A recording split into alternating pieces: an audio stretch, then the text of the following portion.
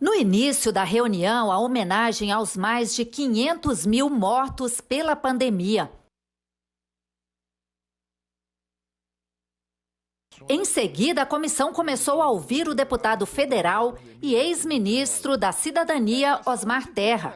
Ele tinha sido convocado pela CPI.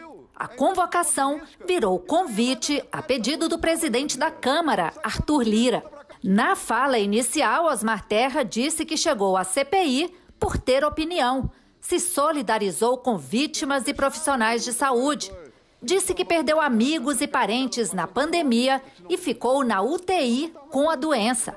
O deputado, que é médico, reforçou na comissão a opinião crítica ao isolamento social. O que nós nos deparamos é que na aglomeração em ambiente fechado, esse sim é o grande lugar de contágio, aglomeração em ambiente fechado, acontece em todas as casas. As pessoas chegam em casa, inclusive com a orientação canhestra que é dada, né, pela própria televisão, tira a máscara quando chega em casa. Anda sem máscara em casa. Não que eu estou defendendo que use máscara em casa, mas em situações especiais tem que usar, né, quando está tratando com alguém de risco. Eu quero chamar a atenção só para um dado aqui que, para mim, justifica. Se isolamento funcionasse, não morria ninguém em asilo. Os asilos foram o lugar de maior número de mortes no ano de 2020. Segundo ele, o STF limitou o poder do presidente de interferir nessas decisões e provocou reações. O Supremo Tribunal, no dia 15 de abril, o Supremo Tribunal Federal, do ano passado, limitou o poder do presidente de interferir nessas decisões. Todos os governadores decidiram por fazer quarentena, lockdown, fique em casa, isolamento social, né?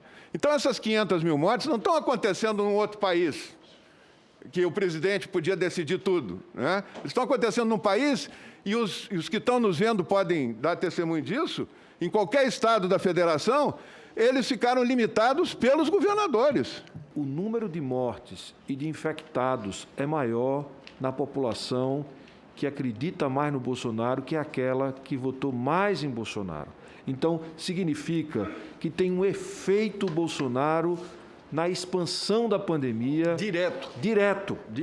E isso significa desinformação, significa a orientação de quem tem alguma fé pública sendo colocada como um desserviço à preservação da vida e a salvação de vidas. E aí está o resultado. Não fosse a resistência de governadores e prefeitos, estaríamos com mais de 1 milhão de mortos. E não tem mentira maior. É dizer que o STF tirou o poder do presidente. Isso é a maior mentira que existe. Não existe um documento dizendo bem assim, olha, o presidente, o senhor não... Tanto é que não tirou, que o presidente vai para a motociata sem máscara, faz o que quer e ninguém faz nada. Se ele não tivesse poder, ele não faria isso. Se ele fosse um cidadão comum, ele não faria isso, não faria. Osmar Terra disse que o Brasil deveria ter seguido o exemplo de países como Japão, Coreia e Suécia. Um ano de pandemia foi feito mostrando 32 trabalhos publicados durante o ano e no final do ano comparando países que não fecharam, como a Coreia, Japão e Suécia, com países que fecharam, mostrando que não tem nenhum impacto fazer o lockdown e a quarentena. A Suécia é um péssimo exemplo para a Europa. O senador Ciro acabou Repetir isso aqui, não. Comparado com a República Tcheca é outra coisa. Mas é um dos piores exemplos europeus, a da Suécia. É o pior da Península Escandinava. O senador Ciro acabou de trazer a informação que confere com a informação do depoente. Por conta disso. Sobre a imunidade de rebanho, Osmar Terra disse que nunca defendeu deixar a população se contaminar livremente. É defensável admitir essa quantidade de mortos pela Covid para que essa imunidade de rebanho seja alcançada, em vez de se tentar refriar o contágio enquanto se espera a vacinação? Senador, é uma pergunta específica, eu gostaria que pudesse ter uma resposta também específica. Desculpe, senador, mas há uma falha aqui em considerar a imunidade de rebanho uma estratégia. Nunca foi estratégia. Nunca foi uma estratégia. Imunidade de rebanho é uma constatação de como termina uma pandemia. É isso está em todos os livros. Osmar Terra disse que não é negacionista e defendeu a vacina. O relator apresentou vídeos com declarações feitas pelo deputado minimizando a pandemia e foi perguntado em que se baseou para fazer as previsões. O pico da nossa epidemia vai ser em abril, né? Provavelmente na terceira semana de abril, e termina no final de maio.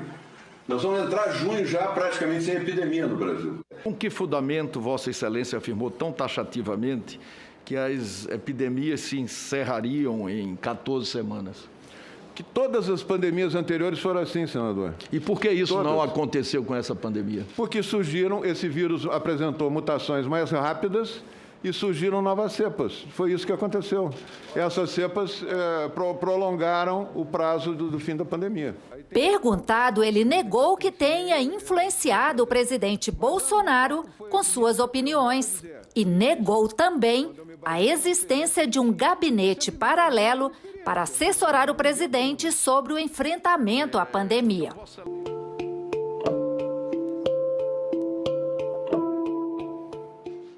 Trabalhar com o senhor nesse período. Galo aqui. É o nosso padrinho, né? Eu tive conhecimento, conversei bastante com o grupo aqui pela rede, né? Eu vou entrar em contato imediatamente com o Ministério da Saúde para ver a saída para esse aqui e aviso. Ou então você mesmo, não tem problema, dá uma sensação aqui, entra em contato com o caso mesmo, o que a gente pode fazer para atender. As opiniões que tem ali, são opiniões pessoais. O presidente julga as coisas do jeito que ele quer. Por isso ele é presidente da República e chegou lá. Né? Ele não é teleguiado por ninguém, ele não é. Ele aceita uma informação se ele acha que está certo. Ele tem bom senso para fazer isso, né? Senso que o levou a ser o presidente da República do Brasil.